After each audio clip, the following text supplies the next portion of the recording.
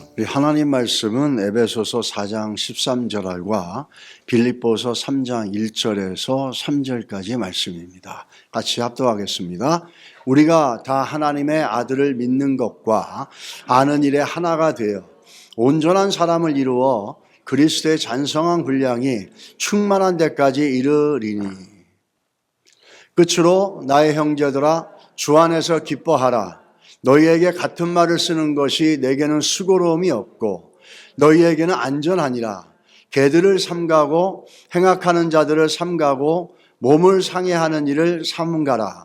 하나님의 성령으로 봉사하며 그리스도 예수로 자랑하고 육체를 신뢰하지 아니하는 우리가 곧 할례하라. 아멘. 오늘 우리가 믿는 것과 아는 일에 하나가 됨이라는 제목인데요.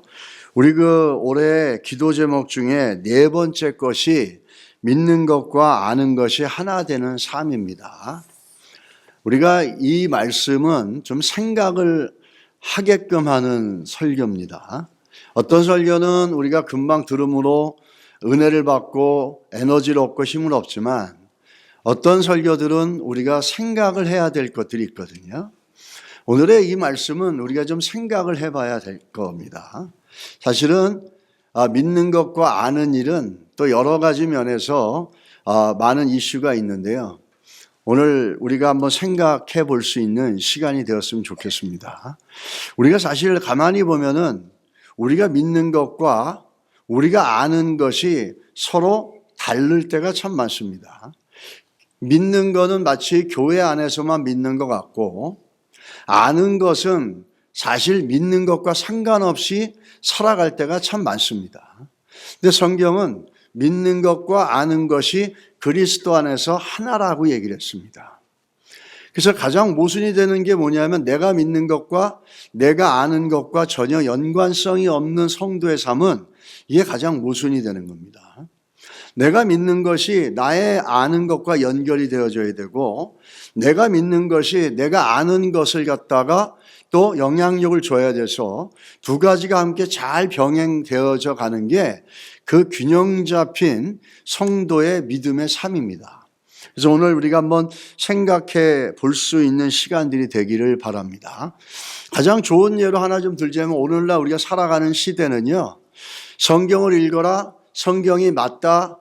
한 번도 여지까지 역사 속에서 기독교나 기독교 신앙이나 성경이 긍정적으로 되어졌고 사람들로부터 파퓰러하게 인정되어진 적은 많지 않습니다. 대부분의 경우는 성경을 반박하고 교회를 반박하고 신앙의 삶들을 갖다가 우습게 여기고 희화화시키는 이것들이 오늘의 삶이고 대학이라든지 학문이라든지 문화라든지 정치 속에 들어가면은 이 포스트 모더니즘이라는 것들이 깔려가지고 끊임없이 우리가 믿고 있는 신앙을 해체시켜버리고 성경의 진리의 가치들을 해체시켜버립니다. 이런 상황 속에 우리가 살아가는데 마치 이런 상황 가운데 살아가는 우리의 모습과 동일한 예를 우리가 성경에서 하나 찾을 수가 있어요. 그게 누구냐면 다니엘입니다. 다니엘서 1장을 딱 열게 되면은 어떻게 시작이 됩니까? 다니엘이 어떤 족속이고 어떤 출신이고 그가 어떤 것들을 훈련받았는지 교육받았는지가 처음에 나옵니다. 저거는 다니엘이 바빌론으로 엑사일, 포로로 잡혀가기 전의 일이에요.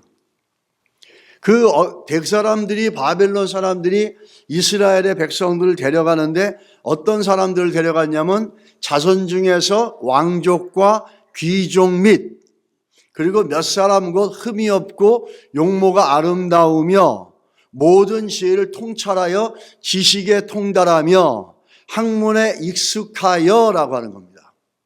이 사람들 이스라엘에서 거기에 다니엘이 속한 거죠. 다니엘과 그 친구는 아마 귀족이거나 왕족의 계열이었을 거라는 겁니다. 그런 사람들 중에서 외모가 뛰어나고 똑똑하고 지식에 통달하고 학문에 익숙한 사람들. 그리고 그들을 데리고 와서 어떻게 합니까? 갈대아 사람, 바벨론 사람들이죠. 갈대아 사람들, 바벨론 사람들의 학문, 저건 문화와 같은 거예요. 리터레처라고 그러죠. 문화를 가리키고 그들의 사상을 가리키고 그들의 언어를 가리킵니다. 근데 그 갈대아 사람들의 오늘날로 말하면 세상의 교육과 세상의 문화를 배우기 전에 하나님은 이 다니엘과 다니엘의 친구들에게 뭘 먼저 가리키고 교육시키고 훈련시켰냐면 지식, 그들 학문입니다. 그 두 번째 나온 학문과 첫 번째 학문은 다릅니다. 첫 번째, 이 다니엘과 친구들이 지식에 통달했다라고 합니다. 이 지식을 뭘 얘기하는 걸까요? 이 지식은 나스라 그래가지고 어떤 지식을 얘기하냐면 내가 뭘 알고 모르냐의 지식이 아니라 하나님을 알고 하나님을 경외하고 하나님과 올바른 관계를 형성할 수 있게 해주는 신앙의 믿음의 지식, 성경의 지식을 말하는 겁니다. 그 지식으로 먼저 그들이 세상 가운데 갈대아 백성들의 문화와 이방 민족의 우상들이 가리키는 문화 속에서 그 교육을 받기 전에 하나님께서는 미리 그들에게 하나님을 섬기고 하나님을 어떻게 섬길 수 있는지, 우리가 우리 마음대로 하나님 섬기는 게 아니거든요. 신앙이 왜 어려운지 아세요? 성경대로 하나님을 섬기는 거예요. 내가 원하는 대로 내 열정, 이따가 우리 로마서를 볼 겁니다. 그게 신앙이 아니에요. 올바른 신앙은 뭐죠? 성경에 근거한 열정과 열심을 갖고 섬기는 거예요. 제일 무서운 게 뭐냐면 올바른 지식 없이 열정만 있는 게 제일 무서운 거예요. 세상에서도 그러잖아요. 올바른 지식 없이 열정만 갖고 막 일어나는 사람들이 정말 프로파간다도 많이 당하고 그러잖아요. 이 다니엘하고 그 친구들은 이 세상의 교육, 갈대 그 바벨론의 이방 문화의 교육을 받기 전에, 그렇게 되기 전에 무슨 이유인지 모르지만 그들이 먼저 하나님을 아는 지식, 하나님을 올바로 섬기는 지식, 하나님을 올바르게 믿는 지식으로 그들에게 엔다우드, 채워졌다, 이렇게 얘기합니다. 그리고 두 번째 나오는 저 학문이라는 단어는 학문에 익숙하며 그랬는데, 저 학문은 어떤 학문이냐면 discerning knowledge예요. 이 학문은 내가 석사, 박사학위를 따는 그런 것들을 해가지고 그 학문을 축적한 것이 아니라, 여기서 말하는 학문은 discerning, 분별한다 이런 거죠. 예전에 우리가 벌게이트 그 성경이라는 것이 있는데 거기에서는 저걸 사이언티아라 그렇게 얘기합니다. 학문이다, 뭐 과학이다, 논리적. 근데 그거보다 더 정확하게 얘기하자면 사물을 분별하는 지식이라는 거예요. 디서닝 날리지로 채워졌다는 거예요. 디서닝 날리지는 어떤 걸까요? 무슨 사물을 보거나 사건을 보거나 뭘 할 때 하나님의 시야로, 하나님의 관점으로, 성경적인 눈으로 그것을 보고 하나님이 기뻐하는 것인지 아닌지를 분별할 수 있는 겁니다. 할렐루야. 이 두 가지가 우리들 신앙에 너무너무 중요한 거죠. 이 다니엘이 늙을 때까지 어떤 일이 있었습니까? 정권이 바뀐 게 아니에요. 대통령이 바뀐 게 아니라 나라가 바뀌었어요. 바벨론, 메다와 바사가 이렇게 바뀌어갔어요. 그렇게 바뀌는데도 그의 위치는 견고했습니다. 또 이 다니엘은 얼마나 많은 핍박과 음모를 경험했습니까? 다니엘이 하나님을 섬기는 걸 싫어해서 하나님 왕을 섬기는 것 외에 하나님을 섬기면 우상이라 그러고서 죽이려고 할 때 다니엘은 오히려 감사하면서 변함없이 하루에 3번씩 예루살렘 성을 향해서 기도했다 그런다고요. 어떻게 이런 삶을 살 수 있었을까? 이방 땅 가운데 하나님의 자녀란 아이덴티티를 놓치지 않고 이방의 문화 속에서 살아가면서도, 이방의 교육과 이방의 정치 속에 살아가면서도, 그 이방의 권력 속에 살아가면서도 어떻게 자기를 지키면서 하나님의 자녀로서 하나님의 백성으로 끝까지 그 삶을 그렇게 하나님 앞에 거룩하게 분별하여 드릴 수 있었을까? 그거는 뭐죠? 저기에 있다라는 게 그 해답은. 우리의 자녀들이 이렇게 돼야 될 줄 믿습니다. 거기에 하나님을 아는 올바른 지식과 그 하나님 아는 올바른 지식으로, 하나님의 관점으로, 성경의 관점으로 우리에게 이런 일을, 나는 일을 갖다가 분별할 수 있는 능력, 이 두 가지가 다니엘과 다니엘의 친구 가운데 있었다는 거예요. 그래서 그 무서운 우상으로 가득 차 있는 나라 속에서도 그들은 자기들을 지켜갈 수 있었다는 거죠. 우리는 이거를 갖다가 저 지식과 학문이 만들어내는 게 뭐냐면 안경이라는 겁니다. 모든 사람들은 그 내면에 안경이 있어요. 근데 그 안경이 다 색깔로 칠해져 있습니다. 어떤 사람은 빨간색, 어떤 사람은 검은색, 어떤 사람은 아주 총천연색으로, 어떤 사람은 파란색, 노란색으로. 저 색깔은 뭐냐면 세상을 보는, 저 안경은 내 안에 있는 렌즈거든요. 세상을 보는 눈이거든요. 근데 그 눈이 내 지식과 내 가정의 배경과 내가 살아온 경험과 이런 것들로 칠해져 있는 거예요. 어떤 사람은 그 경험이 빨간색이고 그가 얻었던 지식이 빨간색이면 빨간색으로 씌워지는 거고, 어떤 사람은 검은색으로, 어떤 사람은 노란색으로 칠해지는 거예요. 그래서 이들은 세상을 볼 때 안경을 똑같이 꼈지만 빨간색 안경을 낀 사람은 어떻게 봅니까? 빨간색으로 보이는 거죠. 우리는 그러면 성경을 믿고 있고 예수가 그리스도를 믿고 있는 여러분과 저의 안경은 어떤 안경이어야 될까요? 우리에게도 안경이 있어요.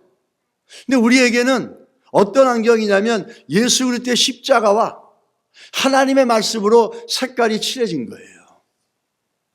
우리에게도 안경이 있죠. 우리 이거 갖다가 뭐라 그러냐면 성경적인 관점, 또 성경적인 세계관이라 이렇게 얘기합니다.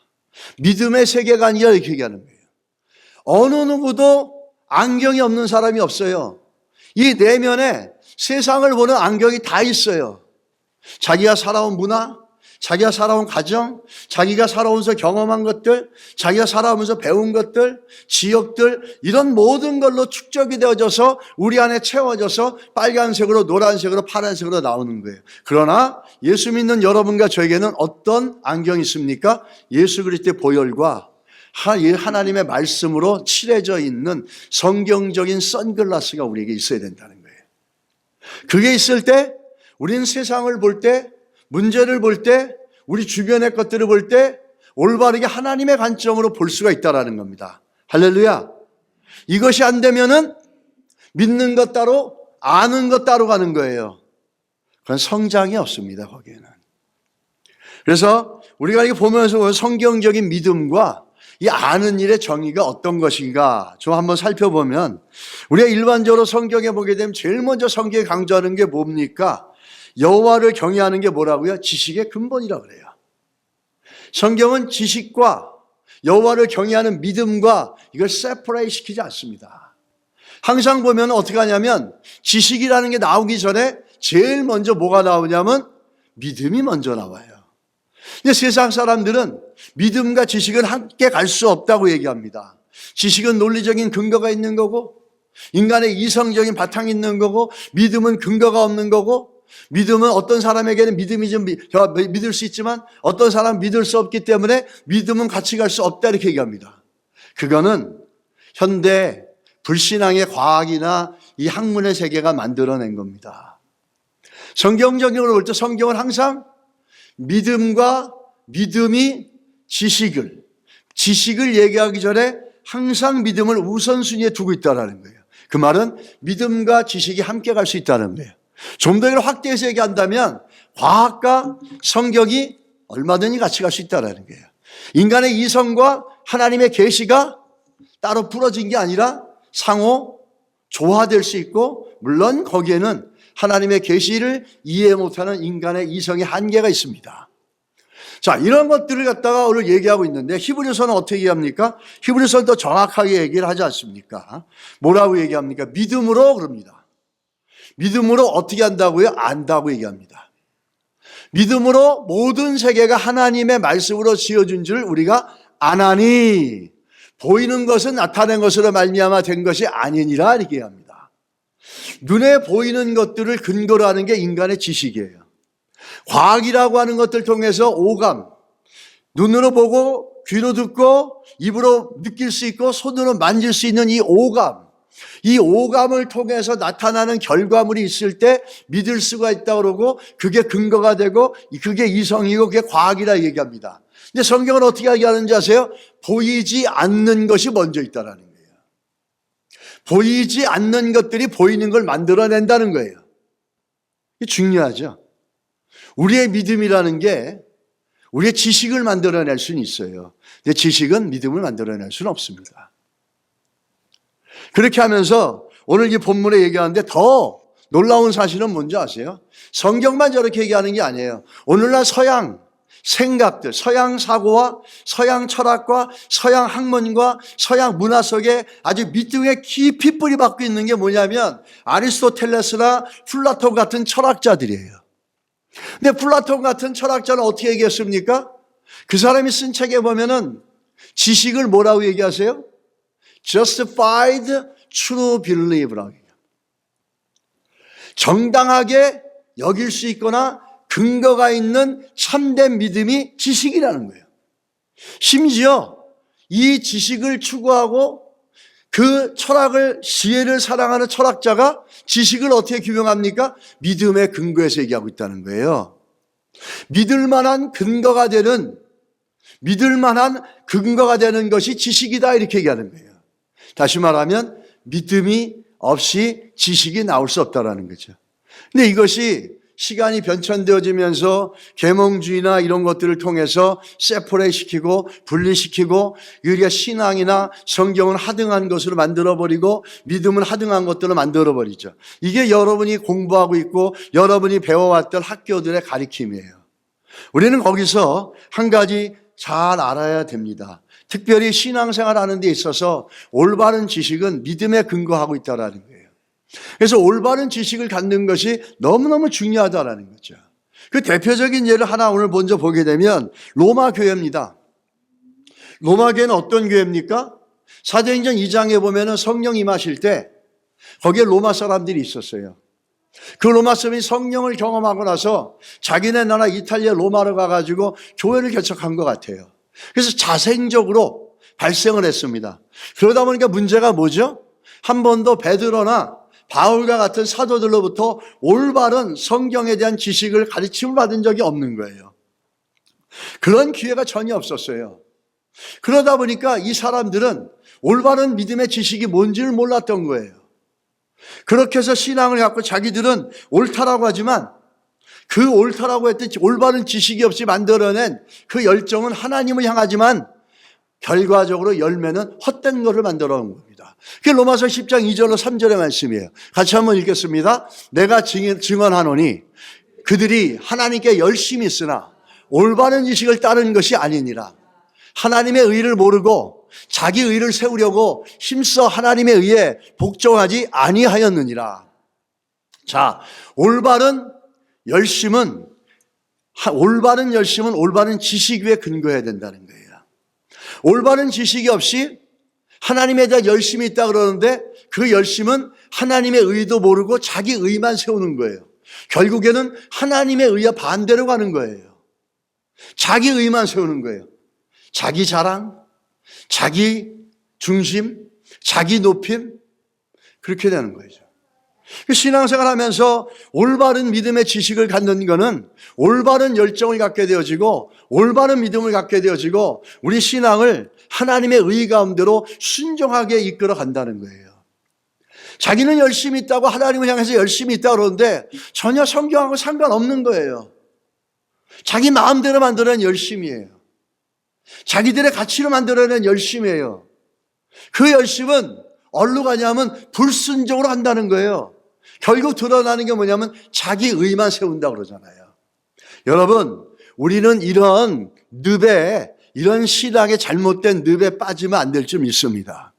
그래서 성경을 배우라 그러고 성경 말씀을 들으라 그러고 성경대로 생각해 보자 그러고 믿음을 따라가자고 그렇게 교회에서 얘기하는 거죠. 괜히 얘기하는 게 아니죠. 수십 년을 예수님을 믿었어도 맨날 자기는 잘한다고 생각하겠죠. 그리고 열심히 있다고 하는데 그 열심이 전혀 성경에 근거가 없는 거야. 그래서 나오는 열매들 보면 늘 자기 자랑, 자기 중심, 자기 영광이에요. 하나님의 의와 상관이 없어요. 불순종해 그거는. 우리가 올바른 지식을 갖는 것이 너무너무 중요하다는 걸 기억하시고 나는 믿는 것과 아는 것이 함께 일치되는 삶을 사는 건가 하는 것을 생각해 보십시오. 그래서 내 삶 속에 내가 믿음대로 판단하고 내가 믿는 것이 나의 지식이 들어올 때 그 지식을 내 믿음으로 올바르게 필터링하면서 갈 수 있고 그렇게 판단하며 결정해 갈 수 있는 그런 삶이 우리 성도의 삶이 되는 거고 그게 또 예배자의 삶이 되는 겁니다. 우리가 또 두 번째 하나님을 아는 일, 에베소 4장 13절이죠. 그래서 바울이 이 아는 것과 믿는 것이 얼마나 중요한지를 갖다가 오늘 에베소 4장 13절에 얘기하고 있죠. 같이 한번 읽을까요? 우리가 다 하나님의 아들을 믿는 것과 아는 일에 하나가 되어 온전한 사람을 이루어 그리스도의 장성한 분량이 충만한 데까지 이르니라. 자, 오늘 굉장히 중요하죠. 우리가 하나님을 아는 것, 하나님의 아들을 아는 것, 믿는 일에 하나가 되어 온전한 사람을 이루고 그리스도의 장성한 분량이 이른다. 이 말은 뭐죠? 우리들의 영적 성장을 얘기하는 거예요. 영적 성장과 성숙을 얘기하는 거예요. 아는 것과 믿는 것들이 흩어져 있고 분리되어 있으면 우리가 영적으로 신앙적으로 성장되어질 수 없다라는 거예요. 성경적인 가치관과 성경적인 월드뷰가 없으면 매일 아는 거와 믿는 것이 따로따로 간다는 거예요. 그리고 또 하나 뭔지 아십니까? 그 다음에는 제가 쓰지 않았는데 그 다음에 뭐냐 그러면 교회가 하나가 된다 이렇게 얘기합니다. 그래서 바울이 두 가지를 얘기하는 거예요. 로마 교회를 들면서 올바른 지식이 없이 헛된 열정을 갖고 나가는 자들은 자기 의, 자기 자랑만 하고 하나님의 의와 반대되는 불순종의 삶을 낳는데, 자 봐라 에베소 교인들아, 내가 몇 번을 얘기했냐 들어봐라. 하나님을 아는 것과 믿는 것은 하나가 돼야 된다. 그래야지 니들이 믿음이 성장하고 교회가 하나가 된다 이렇게 하는 거예요. 교회는 김치깍두기 많이 맛있게 담아서 하나가 되는 게 아니에요. 교회가 하나 되길 원하신다면 믿는 것과 아는 것을 나 한 사람이 성도 하나하나가 성장되어져야 돼요. 하나님의 아들을 믿는 것과 아는 것이 하나가 되어져서 내가 성장함으로 교회가 하나가 되는 거예요. 뭘로? 예수 그리스도로. 이게 교회고 이게 성도예요. 여러분은 성장하고 계십니까? 최소한의 내가 믿는 걸로 내 믿는 것과 아는 것들이 삶 속에서 올바르게 되어서 성경적인 가치관을 갖고 내가 세상을 보고 문제를 보고 나를 보고 가정을 보고 삶을 보고 있는가라는 거죠. 최소한의 우리 안에 그런 노력이 있어야 될 줄 믿습니다. 그 성경적인 가치관이 전혀 없는 거예요. 우리는 이 성경에서 그 얘기하고 있는 지식이 두 종류가 있어요. 두 종류의 지식이 있는데 하나는 고린도후서 10장 4절로 5절에 보면 견고한 진이라고 그러고 모든 이론이다 이렇게 얘기합니다. 여기서 말하는 모든 이론 견고한 진은 지식인데요. 어떤 지식이냐면 이기적인 인간의 이론을 얘기하는 겁니다. 인간들이 자기 합리화로 만들어낸 지식이에요. 이 지식은 하나님과 대적이 됩니다. 그래서 어떻게 합니까? 이 모든 이론을 무너뜨리며 하나님이 아는 것을 대적하여 높아진 것을 다 무너뜨립니다. 하나님을 아는 것에 반대가 되는 거예요. 하나님을 아는 것에 방해가 되는 거예요. 그 인간이 만든 지식의 한계예요. 사람들은 그걸 알면은 대단하게 높아졌는데 성경은 그런 걸 이생의 자랑이라고 그러죠. 그렇게 아주 대단한 걸 아닌 것처럼 자랑을 하고 좋아합니다. 자기 만족에 일어납니다. 그런데 그 이론은 하나님을 아는 것에 있어서 대적이 되어짐으로 무너진다고 그래요. 파해진다고 합니다. 견고한 진이 무너진다는 거예요. 그 이론은 하나님을 아는 데 있어서 그 하나님을 아는 것만큼 능력 있고 힘 있는 이론이 아니라 제한되어 있고 한정되어 있는 이론이라는 거예요. 그럼 두 번째는 어떤 이론이 있겠습니까? 오늘 그 아는 것이라고 얘기할 때 바울이 에베소 4장 13절에 그건 철저히 아는 거예요.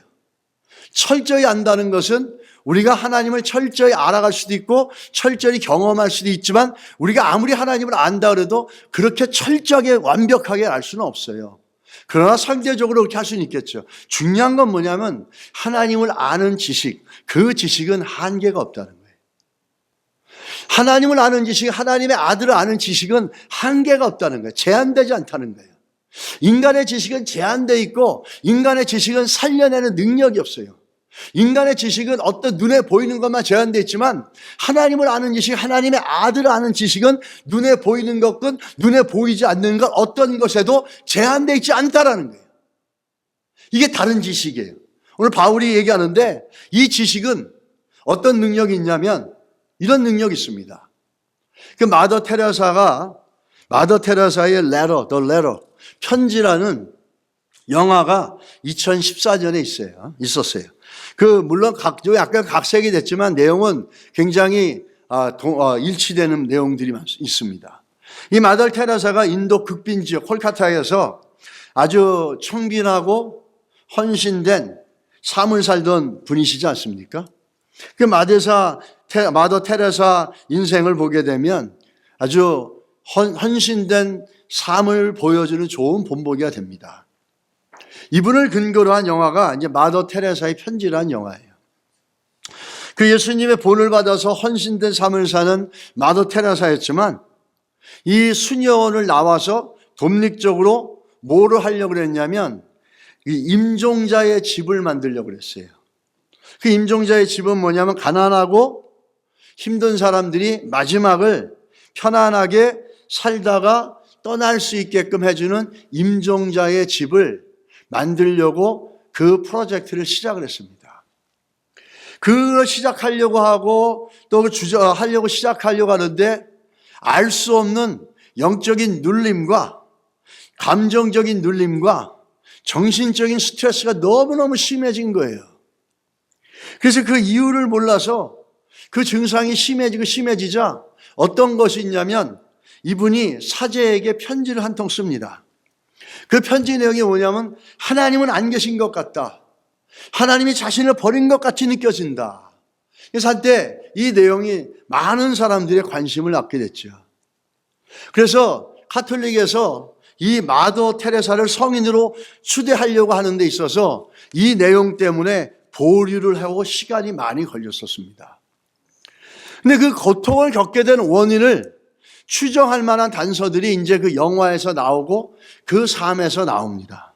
그게 뭐냐면 마더 테레사가 죽어가는 콜카타에 가난한 사람들을 위해서 평안과 사랑과 안식을 누리게 해주기 위해서 임종자의 집을 갖다가 세울 장소를 찾아다녔는데 장소를 찾을 수가 없었어요. 그래서 급기야는 한 군데를 찾았는데 그곳은 뭐냐면 칼리 사원이라는 곳이었어요. 쉽게 말하면 칼리 신을 섬기는 버려진 건물이었어요.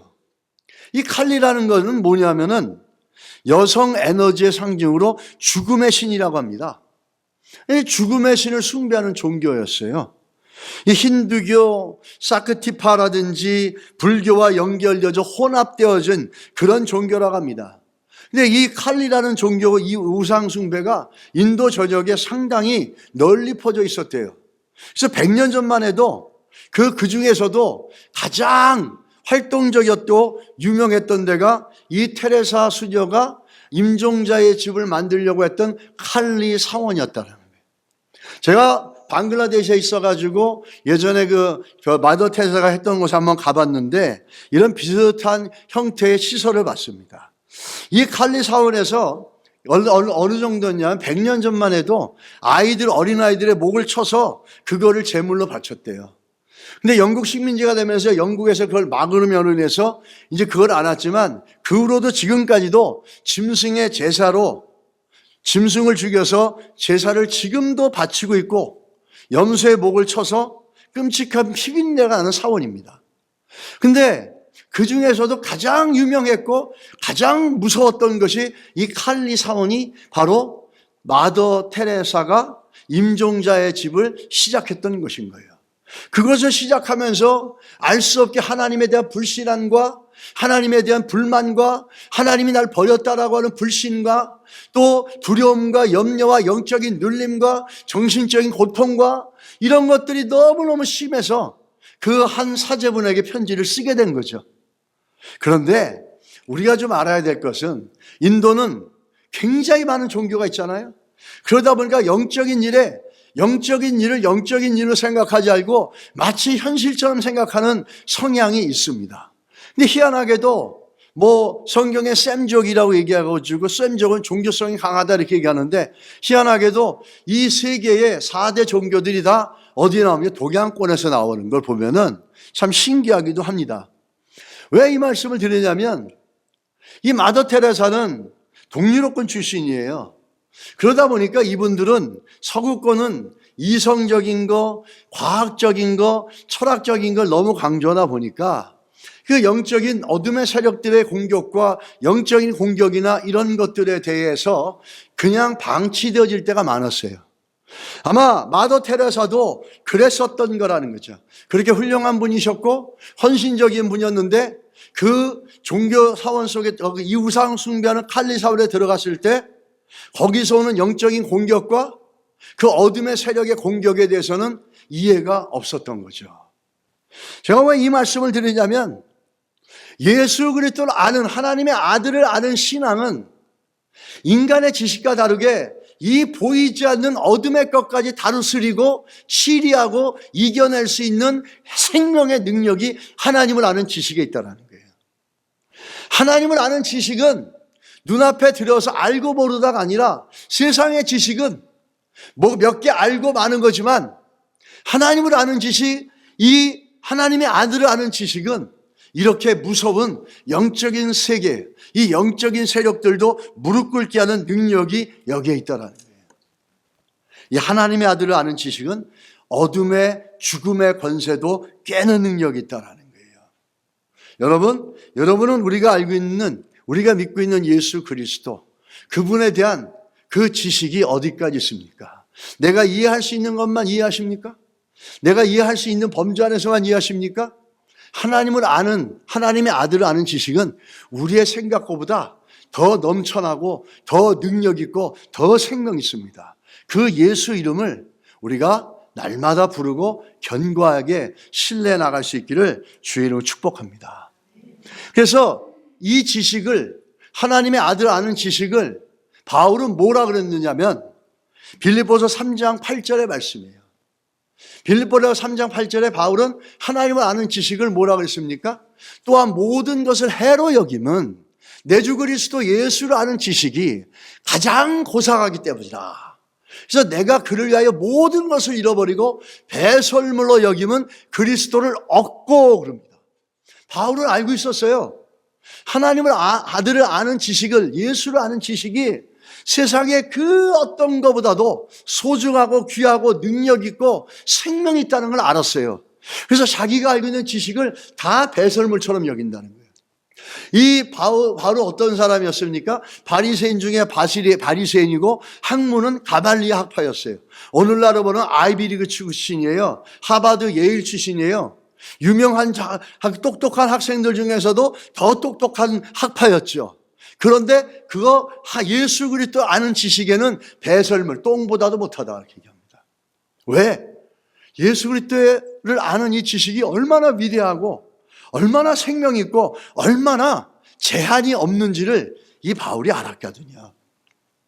우리 안에도 예수 그리스도를 아는 이 지식이 아무 제한 없이 모든 영역에서 인정되어지고 예수 그리스도 그 이름이 우리 삶의 현장의 문제 속에, 가정 속에, 사업 속에, 그 어떤 속에, 미래 속에 그 예수 그리스도 그 이름이 드러나고 그 이름이 다스려서 가장 고상한 지식이라는 걸 여러분과 제가 체험해 아는 그런 은혜가 있기를 예수 이름으로 축복합니다. 이렇게 해가지고 했는데 중요한 건 뭐냐면 이 고상한 지식을 빌립보 교인들은 깨닫질 못하는 거예요. 그래서 빌립보 교인에게 뭐라 그러는지 아십니까? 빌립보 3장 1절에 너희에게 같은 말을 쓰는 것이 내게는 수고로움이 없고 너희에게는 안전하니라 이렇게 얘기합니다. 똑같은 얘기를 반복해서 얘기한다는 거예요. 그 얘기는 뭐죠? 가르쳐도 알아듣지 않고 가르쳐도 받아들이지 않으려는 사람이 있다는 거예요. 빌립보 교회야. 그래서 똑같은 내용을 반복해서 쓴다는 거예요. 그 똑같은 얘기 뭐죠? 고상한 지식, 예수 그리스도를 아는 고상한 지식을 그들에게 계속해서 반복해서 얘기해주고 구원의 지식을 얘기해주는데도 그 사람들은 받아들이지 않는 사람들이 있다는 거예요. 영어 성경에 보면 to write the same thing again for your safeguard. 나를 위해서가 아니라 나는 몇 번이라도 쓸 수 있다. 난 이거 쓰는 거 수고롭지 않다. 너희들의 안전을 위해서, 너희들의 영적인 안진과 성장과 영적인 보호를 위해서 내가 또 쓴다 이런 거예요. 왜? 얘기해도 듣지 않는 사람이기 때문에. 여러분, 교회는 어떤 곳입니까? 여러분이 우리의 삶이 하나님의 은혜 가운데 충만하고 복된 삶이 되려면 교회에서 예수 그리스도를 아는 이 고상한 지식들을 날마다 배워가고 경험하고 알아가야 될 줄 믿습니다. 그 예수 그리스도를 아는 지식이 가장 고상하다는 그 고백이 우리 성도들 가운데서 나오게 하는 것, 또 그것을 가르치는 것, 그게 뭐죠? 교회입니다. 그게 교회예요. 교회에서 그것이 가르쳐지지 않고 그것이 들려오지 않고 수십 년을 다녔어도 예수 그리스도 아는 지식이 고상하다는 것을 우리가 고백하지 못한다면 그거는 교회가 문제 있든지 아니면 바울이 아무리 가르쳐도 듣지 않았든지 둘 중에 하나일 거예요. 여러분, 우리가 기억하십시오. 교회는 가장 고상한 것들, 가장 다른 것이 아니라 예수 그리스도로 하는 가장 고상한 지식을 가르치고 전하고 훈련시키는 것이 교회입니다. 이게 성도입니다. 또한 이렇게 잘못된 지식을 가지고 아무리 올바른 지식을 가르쳐도 듣지 않고 잘못된 지식을 갖고 잘못된 신앙을 갖고 있는 사람들이 있었어요. 그뿐만 아니라 자기의 잘못된 신앙이 옳다고 해가지고 신앙이 약한 사람들에게 찾아가서 그들을 막 흔들어서 유혹에 빠지고 쓰러뜨리게 합니다. 그런 사람들을 바울이 뭐라 그러는지 아십니까? 개들이라 그럽니다. 개들이라 그럽니다. 개들을 삼가하고, 이 개라는 말은 여러분 뭐 잘 알잖아요. 시골에서 배회하면서 배고파가지고 그룹으로 지어다니면서 굶주린 개떼를 말하는 거예요. 그래서 썩은 음식이나 상한 음식까지도 막 먹어버리는 거죠. 청소를 해주는 거죠. 이런 것처럼 무분별하게 막 달려다니면서 먹을 거 찾아다니는 거예요. 이 사람들이 누구죠? 잘못된 지식으로 잘못된 신앙을 갖고 있고 아무리 얘기해도 들어먹지 않는 사람들이에요. 그리고 이 사람들이 자기만 이렇게 되면 되는데 이 사람들이 믿음 약한 사람들까지 개처럼 가서 물어뜯고 흔든다는 거예요. 여기서 말하는 이 개들은 음식을 쫓아다니는 게 아니라 신앙이 연약하고 약한 사람들한테 가가지고 그들의 믿음을 흔들어 버려가지고 쓰러뜨려서 주께로부터 멀어지게 하고 교회로부터 멀어지게 만든다는 거예요. 그들의 특징이 두 가지가 있는데 첫째는 행악하는 자입니다. 이 행악하는 자는 우리가 율법이 필요 없다, 예수 그리스도를 믿음으로 믿으면 된다 그래도 어떻게 합니까? 여전히 율법으로 의로운 삶을 살아야만 구원을 얻을 수 있다고 주장하는 사람들이에요. 바울이 아무리 예수 그리스도만이 고상한 지식이고 예수를 믿는 것이 영생을 얻는 것이고 아무리 가르쳐도 듣지 않는 겁니다. 또 한 분은 어떤 사람이에요? 할례를 받아야 구원 얻는다고 생각하는 사람이에요. 육체적인 할례를 얻어야지만 구원을 받는다 그러면서 율법을 지키라고 그러는 거예요. 그러는 이들에게 바울이 계속 전하는 거죠. 올바른 지식을 전하고 올바른 지식을 가르쳐도 이들은 듣지 않아요. 그러면서 자기들이 할례파고 자기들은 구원을 그 율법을 행하고 있고 자기 의를 자랑하고 자기 영광 속에서 살아가고 있는 사람들이에요. 그러니까 바울이 얘기합니다. 우린 여기서 보면서 다시 한번 로마서 10장 2절로 3절 다시 한번 이 말씀을 보시기 바랍니다. 같이 한번 읽겠습니다. 내가 증언하노니 그들이 하나님께 열심히 있으나 올바른 지식을 따르는 것이 아니니라. 하나님의 의를 모르고 자기의 의를 세우려고 힘써 하나님의 의에 복종하지 아니하였느니라.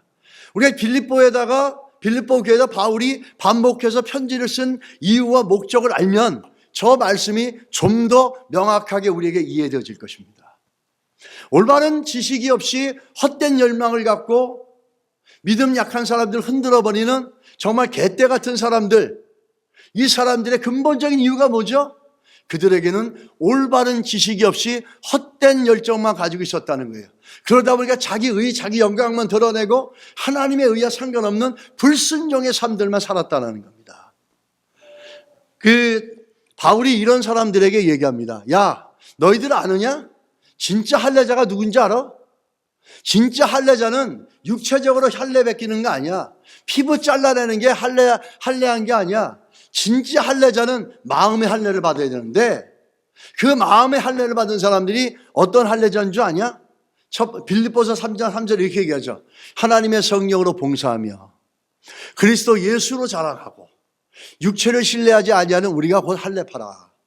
참된 할례자, 우리의 영혼의 마음의 할례를 받은 사람들, 이 사람들은 첫 번째 나타나는 현상이 뭔지 아세요? 하나님의 성령으로 봉사한다 그렇게 얘기합니다. 저 봉사는 교회 일을 얘기하는 거죠. 교회 안에서 하는 일들을 얘기하고 성전에서 하는 일 봉사를 얘기하는데, 저 봉사는 우리가 무슨 일을 하는 것보다 더 정확한 의미는 뭐냐면 예배입니다. 예배. 참 할례자는 제일 먼저 어떤 마음이 있었냐면 내 힘으로가 아니라 올바른 지식을 믿고 하나님의 성령이 내 마음의 역사심을 통해서 하나님 앞에 예배하는 자들이에요. 할렐루야. 참 할례자, 아는 것과 믿는 것이 하나 된 사람이라고 얘기할 수 있어요. 그 사람들이 나타나는 첫 번째 열매는 뭐죠? 성령으로, 내 마음의 성령으로 하나님을 예배하는 거예요. 그게 첫 번째 특징이에요. 두 번째 특징은 뭡니까? 그리스도 예수로 자랑하고 육체를 신뢰하지 아니하는. 두 번째 특징은 뭐냐면 이 사람들은, 참 할례자들은, 아는 것과 믿는 것이 하나 되어진 사람은 첫 번째는 예배자가 되고 두 번째는 뭐죠? 자기를 자랑하지 않아요. 자기를 자랑하지 않고 오직 예수 그리스도만 자랑해요. 이 두 가지가 특징이 있다라는 거예요. 우리가 예수를 믿는다고 하면서도 우리의 믿는 것과 아는 것이 하나님의 관점으로 하나가 되어져서 살지 못하면 우리는 세상의 유혹을 받고 세상의 원리와 세상의 흐름에 충동당해서 끌려갈 수가 있습니다. 그러나 다니엘처럼 하나님을 아는 지식과 또 그것을 분별하는 눈들이 그 안에 있고, 그래서 믿음의 선글라스가 있다면 우리는 세상 가운데 끌려가지 않고 분별하면서 하나님을 올바르게 믿고 하나님을 예배하며 그리스도의 영광을 드러내고 나의 영광을 드러내지 않는, 그러면서 순종의 삶을 살아가는 삶이 될 수 있다는 거예요. 그래서 정리를 하면 이런 거죠. 우리가 올바르게 알고 올바르게 믿고 또 참 할례자가 되면 첫째, 신령과 진정으로 예배하는 성도가 됩니다. 두 번째는 자기를 자랑하지 않고 그리스도만 자랑한다는 거예요. 이 두 가지가 참된 할례자의 모습이고, 하나님을 아는, 하나님의 아들을 아는 믿음과 또 지식이, 또 믿는 것과 아는 것이 온전히 그리스도 안에서 하나 되어져서 성경적인 안경을 쓴 사람들, 그 성도들이 세상 속에서도 예배자가 되어질 수 있고, 또 그들이 세상을 분별하여 세상에 물들지 않고 그리스도의 영광을 위해서 살아갈 수 있다는 겁니다. 여러분, 우리 안에 있는 안경이 어떤 안경이 있는지 잘 살펴보시기 바랍니다. 옆에 분들에게 한번 인사해 보십시오. 성경적인 안경을 가집시다. 아멘. 기도하겠습니다. 하나님 아버지, 우리 안에 아는 것과 믿는 것이 하나 되어져서 하나님이 주시는 성경적인 관점을 갖고 세상을 볼 수 있는 다니엘과 같은 믿음을 주십시오. 하나님을 올바르게 하는 지식과 또 세상 가운데 하나님의 관점으로 분별해 나가는 분별의 능력과 그렇게 주의 뜻을 따라가려고 하는 거룩한 열정을 우리에게 부어주셔서 우리 안에 믿음의 안경이, 성경의 안경이 세워져서 하나님이 보시는 눈대로, 하나님이 보시는 동일한 마음으로, 하나님이 보시는 동일한 이해로 우리가 볼 수 있게 하시고 깨달을 수 있도록 은혜를 주시옵소서. 그래서 믿는 것과 아는 것이 하나 되어져서 장성한 분량에까지 자라게 하시고 교회는 하나가 되어질 수 있는 은혜를 베풀어 주시옵소서. 예수님의 이름으로 기도드렸습니다. 아멘.